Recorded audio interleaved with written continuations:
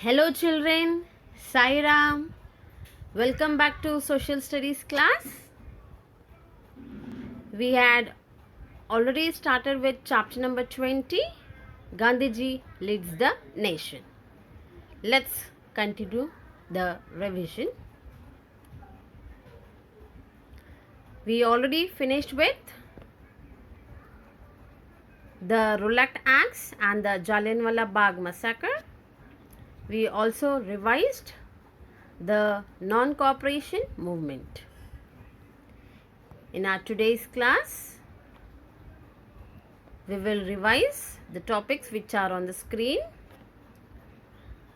The civil disobedience movement, Simon Commission and the demand for Purna Swaraj, World War I and the Quit India movement, Subhash Chandra Bose and the Indian National Army, India becomes free. After this chapter, we will also revise chapter number 6. Okay. Children, as we saw in 1922, the people participating in the non-cooperation movement in Chauri Chaura in Uttar Pradesh became very violent. Okay, and they set the police station on fire. Gandhiji considered this movement as unsuccessful. So, in the year 1930, Gandhiji launched the civil disobedience movement because of SALT Act. Okay. He called all the Indians to refuse to pay taxes, especially the tax on salt, to the British government. The salt law passed by the British forbade Indians from making salt. Then Gandhiji decided to start the civil disobedience movement by breaking the unjust law. So, do you remember what did he do? Let's see. So, Gandhiji organized a peaceful march from where, children? Yes, from Sabarmati Ashram. This is Sabarmati Ashram. Okay, in Ahmedabad to Dandi on the seashore. A large number of people took part in this march known as Dandi March. Gandhiji and his followers made salt by evaporating sea water. And because of this, again Gandhiji was arrested. But the civil disobedient movement spread throughout India. On the other hand, the British wanted to bring some changes in the way India was governed. So, in the year 1928, a committee under Sir Simon, a committee was organized under Sir Simon, which was called as Simon Commission. Okay. What was the name of the committee? Yes, Simon Commission. Okay, began working on this. There was no Indians.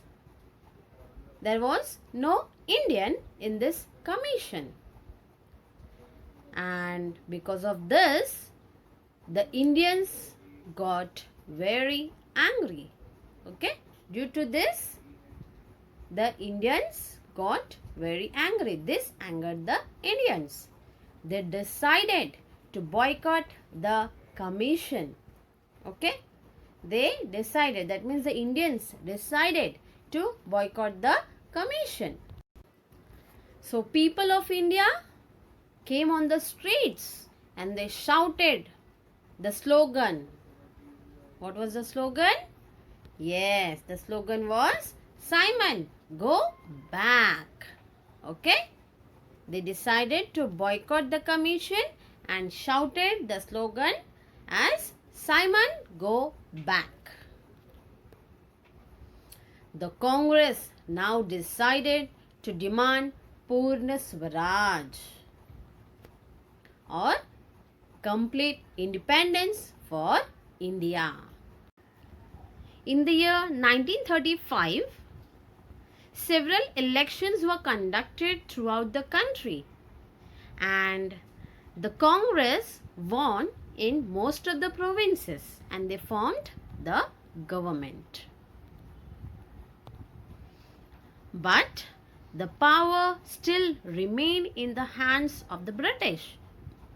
And when the World War started in the year 1939, the British just declared war on Indians' behalf without even consulting the Indian leaders. And this made Indian leaders very angry. And in protest to this, the Congress ministers in many provinces resigned.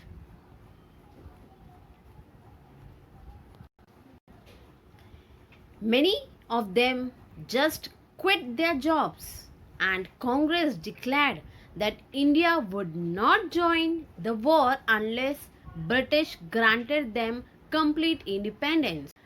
Gandhiji launched Quit India movement on August 1942.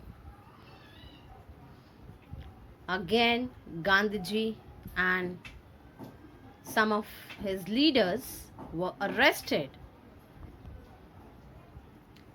Freedom fighter Subhash Chandra Bose came to rescue. He was elected as the president of the Indian National Congress twice. Subhash Chandra Bose was lovingly called as Netaji, and he was convinced that these British will never leave India peacefully. He went to Japan and organized an army of 40,000 Indian soldiers. And they fought against the British on northeast borders of India. Where, children? Northeast. Okay? Northeast borders of India. By the time World War II ended in 1945, the British realized that they could no longer keep the Indians in their control. The Quit India movement and the Indian National Army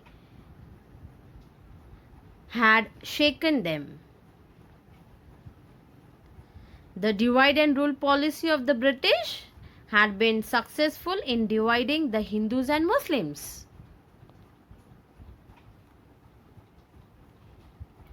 The Muslim League under the leadership of Muhammad Ali Jinnah demanded a separate nation for the Muslims. But Gandhiji was against the division of India.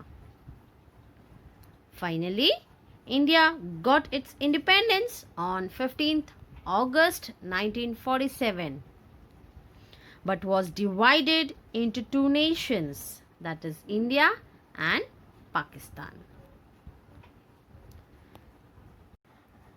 So children, this is how India got its independence on 15th August 1947. Okay, I hope the chapter is clear to you. So do read the chapter. Okay. Now let's revise chapter number 6. Greenland, the land of ice and snow. Greenland is the largest island in the world. It is not a continent. It is a self-governing province of Denmark. Its capital is Nuuk. Earlier, it was known as Gotthard. Okay, earlier the capital of Greenland was Gotthard, but now what is the capital of Greenland? Yes, it's Nuuk. The first person who visited this place was Eric the Red. And it is Eric the Red who gave the name as Greenland. Greenland lies in frigid zone in the northern hemisphere, and the Arctic Circle passes through the southern part of Greenland. We have already learned that it lies in frigid zone, and this region has very cold climate. It is also called as tundra region. 80% of Greenland is always covered with ice. Sometimes these huge pieces of ice break off and float on the sea. And do you remember what is it called? Yes, it is called as iceberg. They pose great danger to ships and the sea. The southwestern coast of Greenland is the warmest part of the country, and most of the people reside here. As it is very cold, nothing grows in the ice-covered area of Greenland. There are no forests and no crops. Really nothing can be grown over here. But during summer months, there are some plants that grow.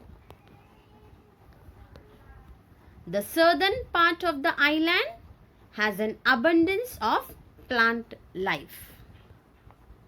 There are some animals that survive here in cold climatic conditions. They are polar bear, reindeer, wolf, Arctic fox and seal. Let's see their images. This is polar bear, Arctic fox, reindeer, wolf and seal. And different varieties of fishes and even birds are found in plenty. The Eskimos or the Inuit are the original people of Greenland. They are mainly hunters.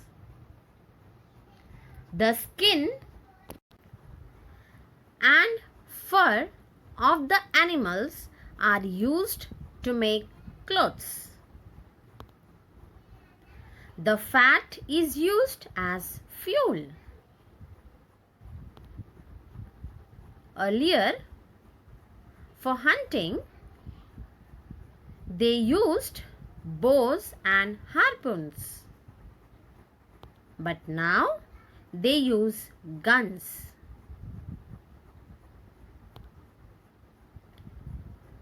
Inuit were nomadic. That is, they used to roam around throughout the year from one place to another for hunting and fishing. They used sledges which were pulled by dogs for transport. They used boats called kayaks to move around and even for fishing in the sea. However, they can't keep building proper houses everywhere. As they move from one place to another, they cannot build permanent. Okay, they cannot build permanent houses for themselves. So, they used to build temporary houses made of ice blocks. Okay, they used to build temporary houses made up of ice blocks, and it is called as igloos. What is it called? Yes, it is called as igloos. IGLOOS, igloos. And here is the image of the igloo.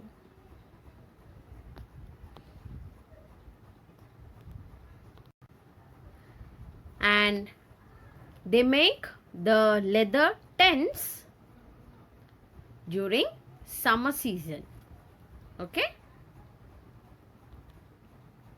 Most Inuit now lead a settled life. They live in small villages or towns on the sea coast. Men, women and children wear jackets with hoods lined with fur called parkas. See children, this is called as a hood. Long boots made of seal skin keep their feet warm in the snow. This long boots. Okay. Today, population of Greenland is about 56,000 people, and that has a mixed population, mostly of Inuit and Europeans. Almost the entire population lives in the southwestern coast. Now children, tell me, why entire population lives in southwestern coast? Tell me. Yes, because it is the warmest part of the country. Okay, there are even towns and modern facilities such as electricity, permanent houses, schools and hospitals.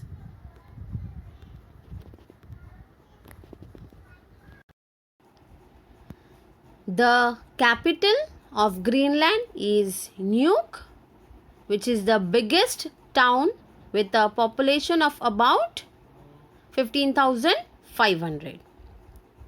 And the second biggest town is Holstensborg, which is now known as Sisimiut.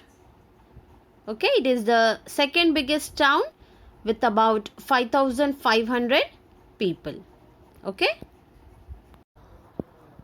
Fish processing is the major industry in Greenland. Sheep are raised in small numbers in the southwestern coast. A very small part of land in the southwest is suitable for agriculture, and some vegetables such as potatoes are grown here. Okay. So that's it with our chapter. Very important. You need to read the entire chapter. Clear? Thank you. Bye.